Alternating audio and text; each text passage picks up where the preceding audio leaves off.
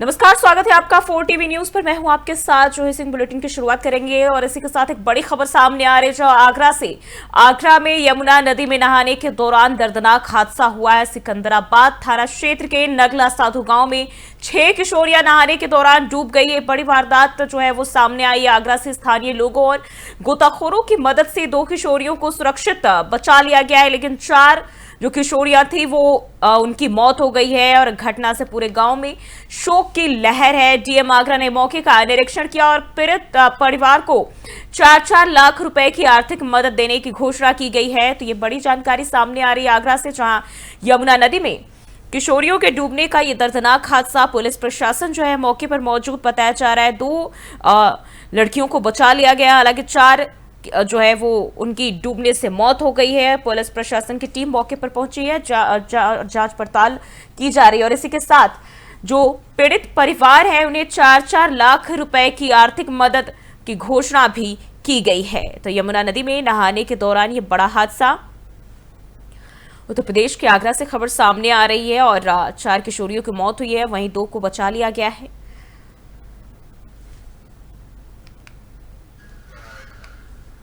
तो ये बड़ी खबर सामने आ रही है, जहां यमुना में नहाने के दौरान 4 किशोरियां डूब गई, जिससे उनकी मौत हो गई। हालांकि 2 को सुरक्षित निकाल लिया गया है और मामले की जांच पड़ताल में पुलिस जुटी हुई है।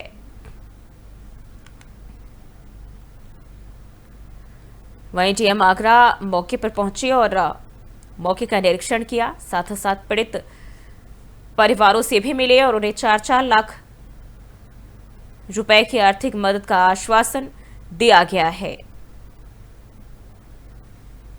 तो आगरा में ये बड़ी घटना घटी है और इस दौरान 4 किशोरियों की डूबने से मौत हुई है। नहाने के दौरान, यमुना नदी में नहाने के दौरान ये हादसा हुआ है, जिस हादसे में 2 किशोरियों को बचा लिया गया, हालांकि 4 की मौत हो गई। और इसी खबर पर ज्यादा जानकारी के साथ अमन वर्मा हमारे संवाददाता हमारे साथ जुड़ चुके हैं। अमन, क्या है ये पूरा मामला, क्या कुछ जानकारी है आपके पास? जी देखिए, आज सुबह सिकंदरा के पास बेसिकली कैलाश मंदिर के पास एक स्थान है जिस गांव का नाम है मजरा नातू। वहां पर 6 किशोरी के साथ 2 किशोरी और यमुना में नहाने के लिए गए हुए थे तथा जो वहां की जो 2 और लड़कियां हैं जो पानी से दूर थी, उन्होंने इस पूरे मंजर को देखा है। उन्हीं का कहना था कि जब पहले 2 लड़कियां गहरे पानी का अंदाजा ना होते हुए वो 2 लड़की गहरे पानी की तरफ गई, जिसको डूबता देख उन 4 लड़की जो उनको बचाने के लिए गई थी वो भी पानी में कूदी, जिसकी वजह से 6 लड़की पानी की तरफ बहाव में आगे बढ़ी, जिसको 2 को तुरंत वहां से जो 2 लड़की पीछे से देख रही थी उन्होंने आवाज दिया, तो मौजूदा वहां की जो लोग थे उन्होंने 2 लड़की को बचाने में समर्थ रहे, लेकिन 4 लड़की पानी की बहाव में आगे बढ़ गई, जिनका नाम दिव्या, मुस्कान, नैना और संध्या है। ठीक है। इस वक्त देखिए तो पुलिस प्रशासन की टीम भी मौके पर पहुंची हुई है। क्या कुछ जानकारी इसको लेकर प्रशासन का क्या कहना है? देखिए, अगर वैसे देखा जाए तो प्रशासन काफी एक्टिव रहा, क्योंकि इस मामले का संज्ञान स्वयं मुख्यमंत्री आदित्य योगीनाथ जी ने भी लिया था। तो पूरा आगरा का प्रशासन बहुत जल्दी ही सोचती में आया। लेकिन अगर देखा जाए तो उस गांव का जो रास्ता है वह काफी खराब था, वहां प्रॉपर एम्बुलेंस नहीं जा पाई, जिस वजह से वहां के लोगों ने उन लड़कियों को उठाया और अपनी पर्सनल वाहन से उनको अस्पताल पहुंचाया, जिसमें 4 लड़कियों की मौत तत्काल प्रभाव से ही हो गई थी और 2 का अभी भी अस्पताल में, प्राइवेट अस्पताल में इलाज चल रहा है। ठीक है, अगर हम बात करें, क्योंकि घटना बहुत ही दर्दनाक है, इलाके में कैसा माहौल, पूरे आसपास के क्षेत्र की बात करें? जी हाँ, अगर देखा जाए तो इलाके में बहुत ही नमी है, क्योंकि लोगों वो जो जितने भी ये 6-8 लड़कियां जो थी वो एक ही परिवार की थी। अगर इनमें से जो 4 लोगों की मृत्यु हुई है ये भी चचेरी बहनें ही थी। ठीक है, नजर बनाए रखेगा, आगे भी अपडेट लेते रहेंगे। बहुत बहुत शुक्रिया आपका फिलहाल के लिए। तो ये जानकारी आपको बताते चले, जहां ये बड़ा जो है हादसा हुआ है। हालांकि खुद मुख्यमंत्री योगी आदित्यनाथ ने भी मामले का संज्ञान लिया है। यमुना में नहाने के दौरान जो किशोरियां हैं वो डूबी है, 2 को निकाल लिया गया है और हालांकि उनका अस्पताल में इलाज चल रहा है। पुलिस प्रशासन मौके पर मौजूद है और तमाम चीजों की तहकीकात की जा रही है।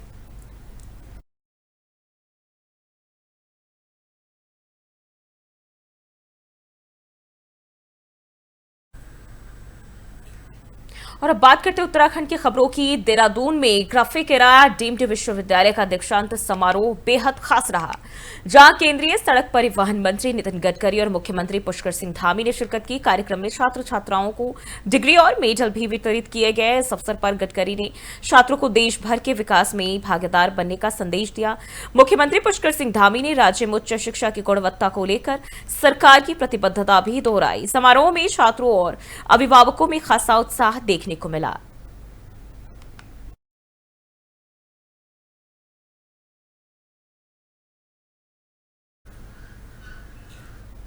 और वहीं देहरादून में मुख्यमंत्री पुष्कर सिंह धामी ने केंद्रीय सड़क परिवहन मंत्री नितिन गडकरी का जोरदार स्वागत किया और इस मुलाकात के दौरान मुख्यमंत्री ने उत्तराखंड में सड़क कनेक्टिविटी के क्षेत्र में जारी परियोजनाओं और अधिसूचित मार्गों को लेकर विस्तृत चर्चा भी की है। मुख्यमंत्री ने विशेष रूप से साल 2016 में सैद्धांतिक रूप से राष्ट्रीय राजमार्ग के रूप में घोषित मार्गों की अधिसूचना जल्द जारी करने का अनुरोध भी केंद्रीय मंत्री से किया है।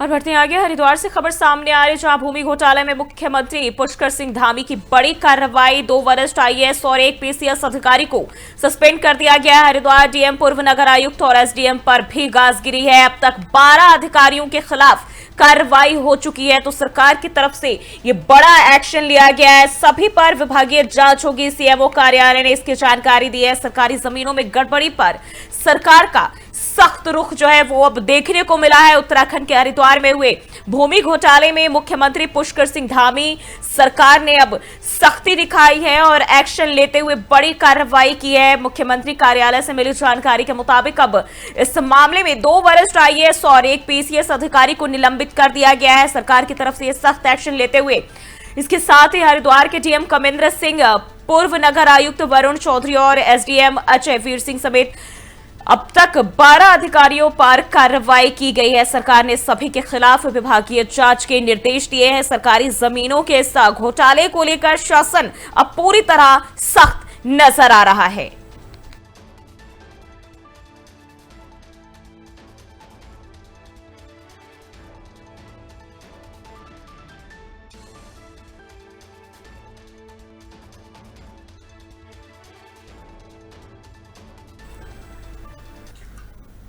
और इससे जुड़ी एक और जानकारी आपको बताते चले। भूमि घोटाले में सीएम धामी ने विजिलेंस जांच के आदेश दिए और इसके साथ ही विशेष ऑडिट कराने के भी निर्देश जारी किए हैं। हरिद्वार के डीएम कमेंद्र सिंह को सस्पेंड किया गया है। सरकार अब मामले की तह तक जाने की तैयारी में जुटी हुई है। तो उत्तराखंड के मुख्यमंत्री पुष्कर सिंह धामी ने हरिद्वार भूमि घोटाले को लेकर कड़ा रुख अपनाया है और सख्त कदम उठाते हुए देहरादून में मुख्यमंत्री पुष्कर सिंह धामी ने विजिलेंस जांच के आदेश भी दे दिए और इसके साथ ही पूरे मामले में विशेष ऑडिट कराने का निर्देश भी जारी किया गया है। और इस घोटाले में कई अधिकारियों पर जांच जो है वो अब चल रही है। डीएम कमेंद्र सिंह को सस्पेंड कर सचिव कार्मिक एवं सतर्कता विभाग से भी संबद्ध किया गया है। सरकार अब इस मामले की तह तक जाने की पूरी तैयारी में जुट गई है। तो ये बड़ा एक्शन देखने को मिला है धामी सरकार की तरफ से और 12 अधिकारियों पर सख्त एक्शन।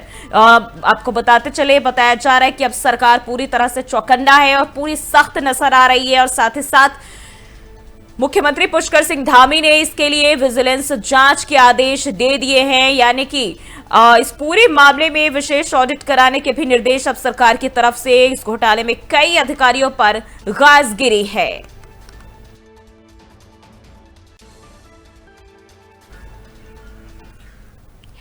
और देहरादून में आयोजित कार्यक्रम में मुख्यमंत्री पुष्कर सिंह धामी ने केंद्रीय मंत्री नितिन गडकरी का उत्तराखंड आगमन पर जोरदार स्वागत किया। सीएम धामी ने कहा कि प्रधानमंत्री नरेंद्र मोदी के नेतृत्व में राज्य सरकार उत्तराखंड को शिक्षा के क्षेत्र में अग्रणी बनाने के लिए लगातार प्रयास कर रही है। साथ ही उन्होंने बताया कि प्रदेश के कॉलेजेस में अब मशीन लर्निंग, आर्टिफिशियल इंटेलिजेंस और बिग डेटा जैसे आधुनिक कोर्स संचालित हो रहे हैं। सीएम धामी ने गडकरी को प्रोजेक्ट मैनेजमेंट का आदर्श बताया और कहा कि कम लागत में बड़ी परियोजनाओं को सफलतापूर्वक पूरा करना उनकी विशिष्टता है और इसके साथ ही राज्य के दूरस्थ गांवों तक सड़क कनेक्टिविटी पहुंचाने के लिए भी उनका आभार जताया है।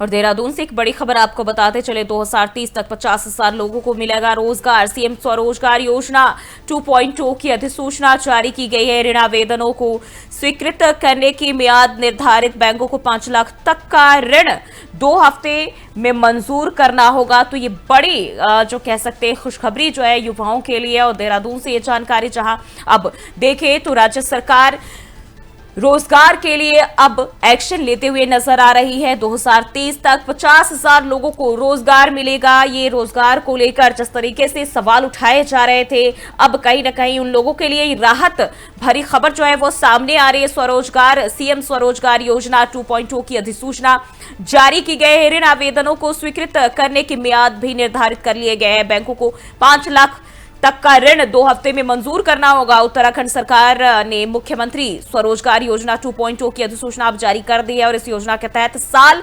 2030 तक यानी कि आगामी 5 साल के अंदर 50,000 लोगों को रोजगार देने का लक्ष्य रखा गया है। यानी कि राज्य के विकसित राज्य को करने में एक और पहल और एक और कदम सरकार की तरफ से। योजना को प्रभावी बनाने के लिए शासन ने ऋण स्वीकृति की समय सीमा भी निर्धारित की है। अब बैंकों को 5 लाख तक के ऋण आवेदन 2 हफ्ते के भीतर स्वीकृत करने होंगे। सरकार की इस पहल से राज्य में स्वरोजगार को बढ़ावा मिलने की उम्मीद जताई जा रही है।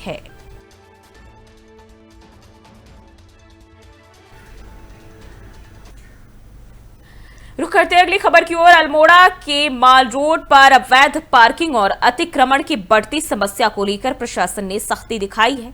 एसडीएम संजय कुमार के नेतृत्व में प्रशासन, पुलिस और नगर निगम की संयुक्त टीम ने सड़क किनारे खड़े वाहनों और अतिक्रमण के खिलाफ अभियान चलाया। और इस कार्रवाई से व्यापारियों और दुकानदारों में हड़कंप मच गया। कई जगहों पर चालान भी किए गए और सख्त चेतावनी भी दी गई। आगे अगर अतिक्रमण मिला तो यहाँ जो है बड़ी कार्रवाई देखने को मिलेगी। यानी कि अब जो है माल रोड पर अतिक्रमण और अवैध पार्किंग के खिलाफ ये अभियान चलाया गया है, जहां पुलिस प्रशासन ने अपनी मुस्तैदी के साथ ये कार्रवाई की है। साथ ही साथ कहा कि इस बार हटाया जा रहा है, लेकिन अगर अगली बार फिर से कुछ इस तरह के नजारे देखने को मिलेंगे तो सख्त कार्रवाई जो है वो की जाएगी।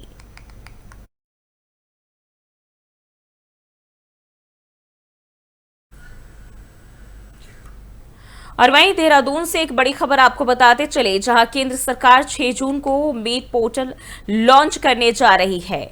और इस पोर्टल के जरिए देश भर की वक्फ संपत्तियों का केंद्रीकृत पंजीकरण किया जाएगा। उत्तराखंड वक्फ बोर्ड के प्रदेश अध्यक्ष शादाब शम्स ने बताया कि इस पहल का मकसद वक्फ संपत्तियों का बेहतर प्रबंधन, पारदर्शिता और समाज के कमजोर वर्गों को सीधा लाभ पहुंचाना है। और उन्होंने कहा कि 6 जून से मस्जिद, मदरसा, कब्रिस्तान और ईदगाह जैसी संपत्तियों का ऑनलाइन रजिस्ट्रेशन शुरू होगा। और इस पोर्टल का उद्घाटन केंद्रीय अल्पसंख्यक कल्याण मंत्री किरण रिजिजू करेंगे। तो 6 जून को ये उम्मीद पोर्टल लॉन्च किया जाएगा। और इसके लॉन्च होने के बाद से जो है वक्फ संपत्तियों को लेकर जिस तरीके से वाद विवाद जारी रहते हैं, उसमें यह बताया जा रहा है कि देश भर की वक्फ संपत्तियों का केंद्रीकृत पंजीकरण इसके जरिए किया जाएगा। उत्तराखंड वक्फ बोर्ड के प्रदेश अध्यक्ष शादाब शम्स ने बताया है कि इसका पहल का जो मकसद है वक्फ संपत्तियों का बेहतर प्रबंधन, पारदर्शिता और समाज में जो कमजोर वर्ग है उनको सीधा लाभ पहुंचाना है। और 6 जून से मस्जिद, मदरसा, कब्रिस्तान और ईदगाह जैसी संपत्तियों का ऑनलाइन रजिस्ट्रेशन शुरू किया जाएगा। और इस पोर्टल का उद्घाटन केंद्रीय अल्पसंख्यक कल्याण मंत्री किरण रिजिजू करने वाले हैं। नया वक्फ अमेंडमेंट एक्ट उम्मीद जिस तरह से मोदी सरकार लेकर आई है, अब उसके एक कदम और आगे बढ़ते हुए 6 तारीख को देश के केंद्रीय मंत्री, अल्पसंख्यक कल्याण मंत्री आदरणीय किरण रिजिजू उस पोर्टल का उद्घाटन करने जा रहे हैं, जिसमें सारी संपत्तियों को वक्फ की ऑनलाइन किया जाएगा। अब सारे रजिस्ट्रेशन ऑनलाइन होंगे। और मैं ये कह सकता हूं कि 6 तारीख के बाद तमाम जितने भी उत्तराखंड में वक्फ से संबंधित मस्जिद, मदरसा, कब्रिस्तान, ईदगाह जो संपत्तियां हैं, करबला, इन तमाम संपत्तियों को ऑनलाइन करने के लिए पोर्टल ऑन हो जाएगा। तो इसलिए आपके टीवी चैनल के माध्यम से भी मेरा तमाम लोगों से अनुरोध है कि वो 6 तारीख को जब माननीय अल्पसंख्यक कल्याण मंत्री उसका इनॉग्रेशन करें, तो सब लोग उसके ऊपर अपने आप को रजिस्टर्ड कर लें, जिससे कम से कम कहां क्या स्थिति है। और टिहरी के जाखड़ी धार स्थित बिजली घर में हुई चोरी के मामले में पुलिस को बड़ी सफलता हाथ लगी है। पुलिस ने लोहे के एंगल और एल्यूमीनियम की तार चोरी करने वाले 3 आरोपियों को गिरफ्तार कर लिया है। गिरफ्तार आरोपियों में उत्तरकाशी निवासी अंकित और सर्वेश के साथ विकास नगर निवासी धीरज नाथ का नाम शामिल है। पुलिस ने इनके पास से चोरी का सामान, एक पिकअप वाहन और चोरी में इस्तेमाल औजार भी बरामद किए हैं। पूछताछ में जानकारी सामने आई कि ये आरोपी 2 अन्य स्थानों पर भी इसी तरह की वारदात को अंजाम दे चुके हैं। पुलिस अब फरार 3 अन्य आरोपियों की तलाश में जुटी हुई है।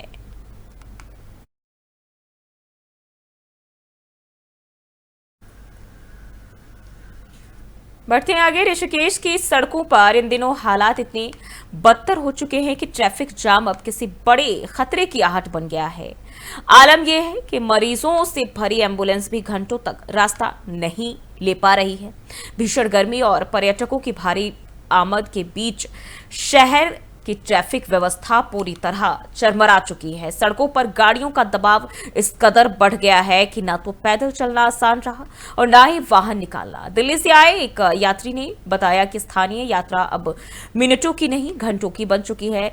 एम्स ऋषिकेश में इलाज कराने आए एक मरीज के तीमारदार ने बताया कि वह पिछले 20 मिनट से ट्रैफिक जाम में फंसे हुए हैं और डॉक्टर का अपॉइंटमेंट मिस होने के कगार पर हैं। प्रशासन और ट्रैफिक पुलिस के तमाम प्रयास भी इस दबाव के आगे नाकाम दिख रहे हैं। अब सवाल ये उठता है कि अगर समय रहते इस पर काबू नहीं पाया गया तो ये हालात कितनी बड़ी दुर्घटना को दावत दे सकते हैं।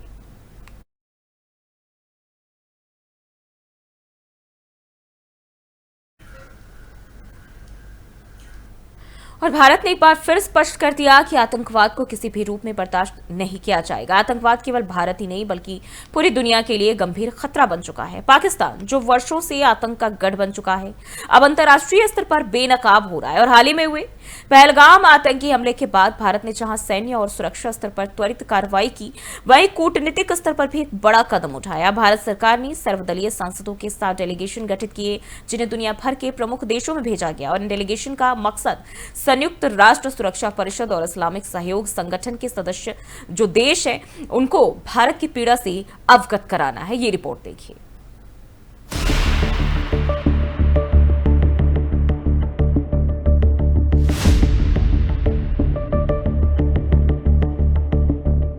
पिछले कुछ दशकों में पाकिस्तान आतंकवाद का केंद्र बिंदु बन चुका है। वहां की जमीन का इस्तेमाल बार बार भारत और अन्य देशों में आतंक फैलाने के लिए किया जा रहा है। जैश-ए मोहम्मद से लेकर लश्कर-ए-तैयबा, इन जैसे आतंकी संगठनों को पाकिस्तान की जमीन पर संरक्षण मिलता रहा है। अंतर्राष्ट्रीय मंचों पर भी कई बार ये बात सामने आ चुकी है कि पाकिस्तान आतंकवाद को राज्य प्रायोजित रूप में बढ़ावा दे रहा है। भारत अब इस पर चुप नहीं बैठेगा। हाल ही में कश्मीर के पहलगाम में हुए कायराना आतंकी हमले के बाद भारत ने निर्णायक कार्रवाई का रास्ता अपनाया।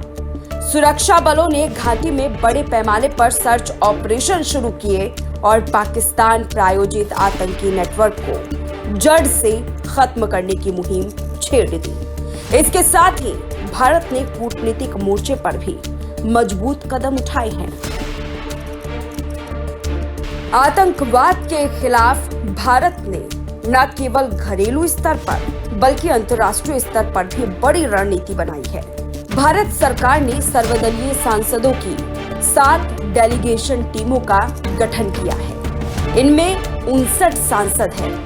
इन 7 डेलीगेशन को अलग अलग देशों में भेजा गया ताकि भारत का पक्ष मजबूती से रखा जा सके। इन डेलीगेशन का मुख्य उद्देश्य ये है कि दुनिया के बड़े देशों, खासकर संयुक्त राष्ट्रीय सुरक्षा परिषद यानी कि यूएनएससी के स्थायी और अस्थायी सदस्य देशों को भारत की स्थिति और पाकिस्तान की भूमिका से अवगत कराया जा सके।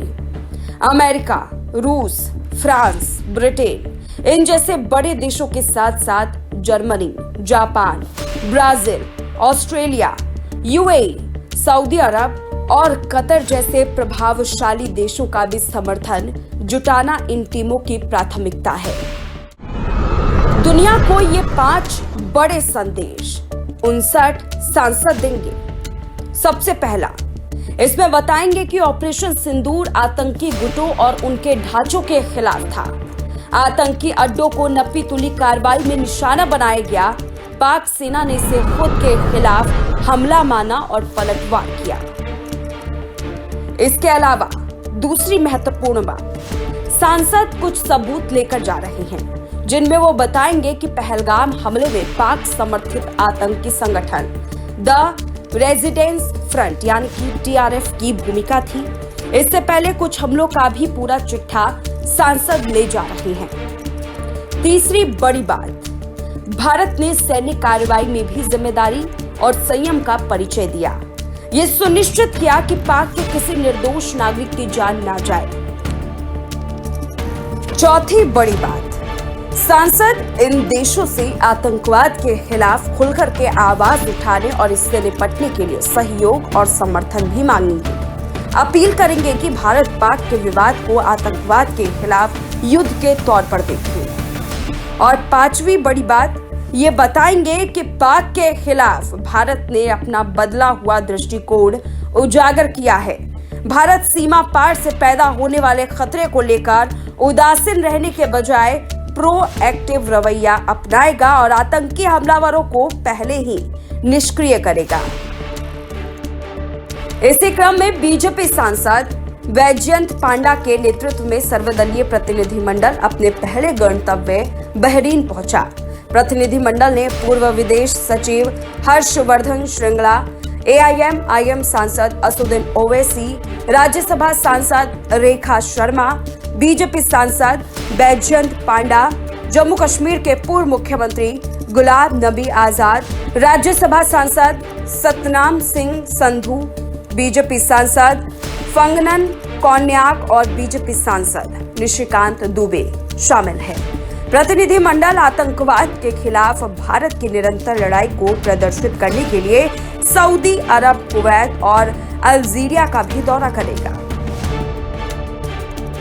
वहीं जापान में भारतीय समुदाय के साथ सर्वदलीय प्रतिनिधिमंडल की बातचीत के दौरान भारत के प्रतिनिधिमंडल ने कहा कि हमारा संकल्प आतंकवाद के खिलाफ और आतंकवाद को समाप्त करने का है। 1947 में 2 रास्ते थे। पहले रास्ते में हमने तय किया कि हम सब मिलकर रहेंगे। किसी और ने सिर्फ धर्म के नाम पर देश बनाया। कुछ सालों में यह साबित हो गया कि धर्म के नाम पर देश नहीं बना सकते। बांग्लादेश बना, जिसमें भारत का बहुत बड़ा योगदान रहा। हमने जो रास्ता चुना है वही विश्व का रास्ता है, विश्व शांति का रास्ता है। बाकी सभी प्रतिनिधि अलग अलग देशों के दौरे पर हैं और भारत की नीति को वैश्विक समुदाय के सामने रखने का काम कर रहे हैं। भारत ने सभी लोकतांत्रिक और मानवतावादी देशों से अपील की है कि आतंकवाद के खिलाफ एकजुट होकर लड़ाई लड़ी जाए। आतंकवाद किसी देश की सीमा में बंधा नहीं होता, इसका प्रभाव वैश्विक होता है। अगर आज एक देश चुप रहता है तो कल वो खुद इसका शिकार बन सकता है। भारत की ये पहल आतंकवाद के खिलाफ एक वैश्विक गठबंधन के निर्माण की ओर एक महत्वपूर्ण कदम है। भारत की ये रणनीति केवल पाकिस्तान को घेरने की नहीं, बल्कि दुनिया को ये समझाने के लिए है कि आतंकवाद को पनाह देने वालों पर कठोर कार्रवाई होनी चाहिए। अब समय आ गया है कि वैश्विक समुदाय सिर्फ निंदा करने से आगे बढ़े और आतंकवाद के खिलाफ ठोस कदम उठाए। भारत की पहल इसी दिशा में एक सशक्त प्रयास है। यदि दुनिया आज एकजुट होती है तो कल इस एक सुरक्षित और शांतिपूर्ण भविष्य की संभावना को लेकर के आगे बढ़ने की ओर एक महत्वपूर्ण। फिलहाल के लिए इस बुलेटिन बस इतना ही। देश और दुनिया की तमाम खबरों के लिए देखते रहिए 4TV न्यूज़।